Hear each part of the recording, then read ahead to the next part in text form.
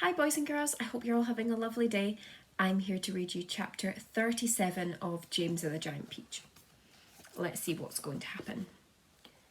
It was really an amazing sight, and in 2 or 3 minutes, as soon as the people below realised that this now couldn't possibly be a bomb, they came pouring out of shelters and subways to gape at the marvel. The streets for half a mile around the building were jammed with men and women, and when the word spread that there were actually living things moving about on the top of the great round ball, then everyone went wild with excitement. "It's a flying saucer," they shouted. "They're from outer space. They are men from Mars. Or maybe they came from the moon." And a man who had a pair of binoculars to his eyes said, "They look pretty peculiar to me.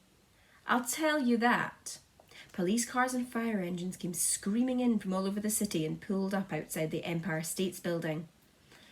200 firemen and 600 policemen swarmed into the building and went up the elevators as high as they could go. Then they poured out onto the observation roof, which is the place where the tourists stand, just at the bottom of the big spike. All the policemen were holding their guns at the ready, with their fingers on the triggers, and the firemen were clutching their hatchets. But from where they stood, almost directly underneath the Peach, they couldn't exactly see the travellers up on top.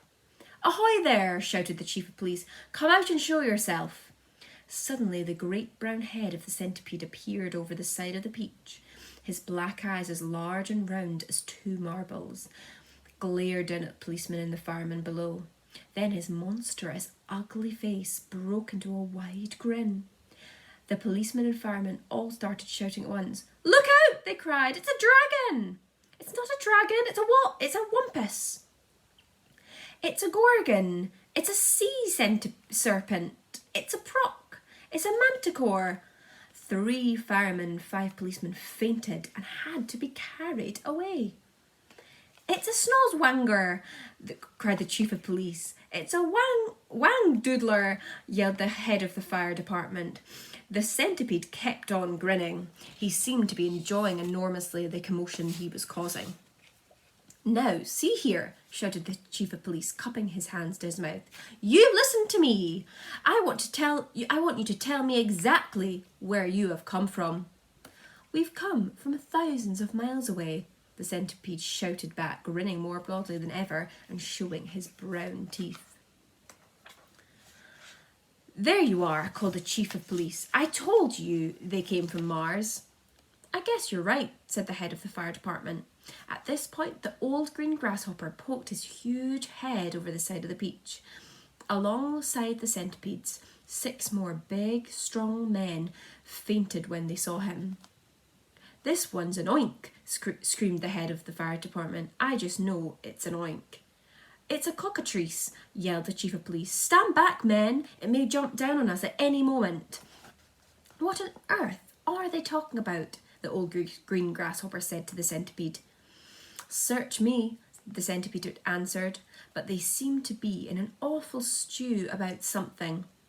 Then Miss Spider's large, black, mysterious-looking head, which to a stranger was probably the most terrifying of them all, appeared next to the grasshoppers. "Snakes and ladders!" yelled the head of the fire department. "We are finished now. It's a giant scorpula." "It's worse than that," cried the chief of police. "It's a vermicious knid."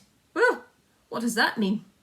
"Oh, just look at this vermicious, gruesome face."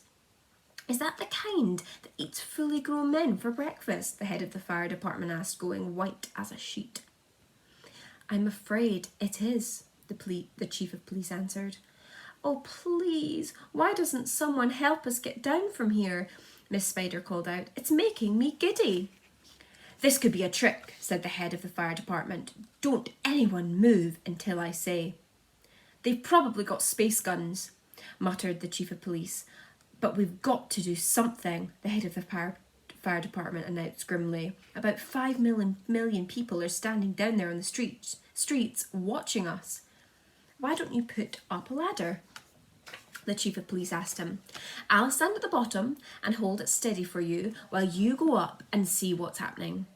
Thanks very much, snapped the head of the fire department. Soon there were no less than 7 large, fantastic faces peering down over the side of the peach. The centipedes, the ogre grasshoppers, Miss Spiders, the earthworms, the ladybirds, the silkworms, and the glowworms. And a sort of panic was beginning to break out among the firemen and the policemen on the roof. Then, all at once, the panic stopped. For now, a small boy was seen to be standing up there beside the other creatures. His hair was blowing in the wind, and he was laughing and waving and calling down, "Hello, everybody! Hello!" For a moment, the men below just stood and stared and gaped. They simply couldn't believe their eyes. "Bless my soul," cried the head of the fire department, going red in the face. "It really is a little boy, isn't it?" "Don't be frightened of us, please," James called out. "We are so glad to be here." "What about those others behind you?" shouted the chief of police. "Are any of them dangerous?" "Oh, of course they're not dangerous," James answered. "They're the nicest creatures in the world. Allow me to introduce them to you one by one, and then I'm sure you will believe me. My friends, this is the centipede, and let me make it known, he's so sweet and gentle that, although he's overgrown, the Queen of Spain again and again has summoned him by phone to babysit and sing and knit and be a chaperone. When nurse is off and all the royal children are alone. Small wonder, said a fireman, they're no longer on the throne. The earthworm, on the other hand, says James, beginning to expand, is great for digging up the land and making old soils newer. Moreover, you should understand he would be absolutely grand for digging subway tunnels and for making you a sewer.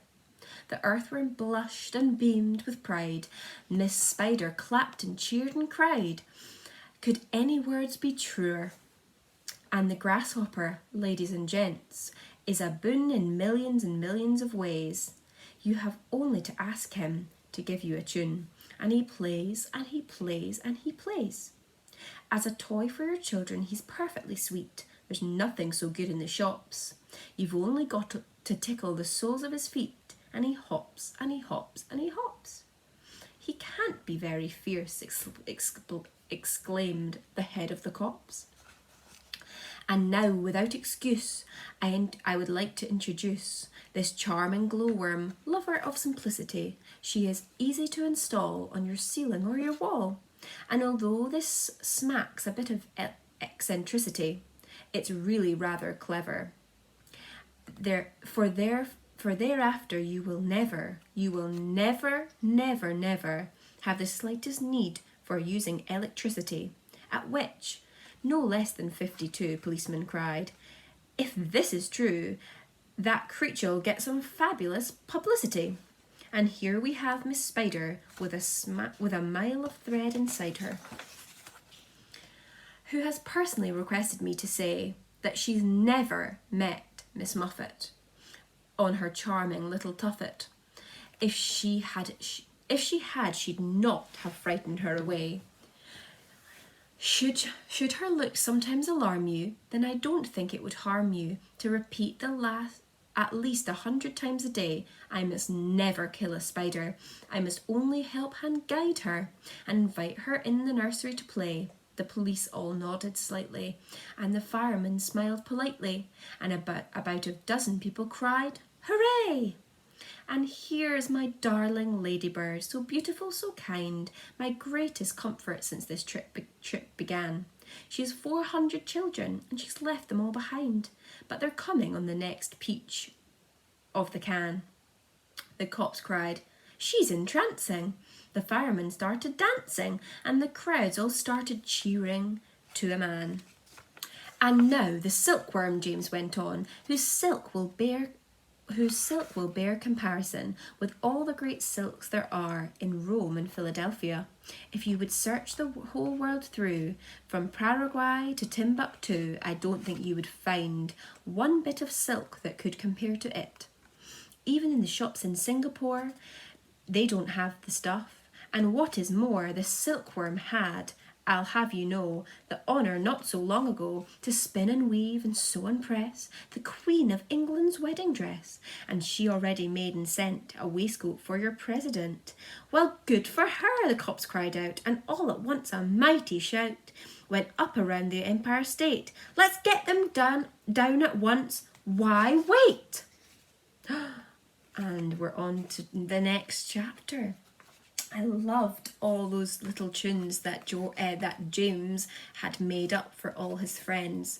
If you wanted, you could listen back and try and write down or just listen for all the rhyming words. There were lots of rhyming words in those little songs.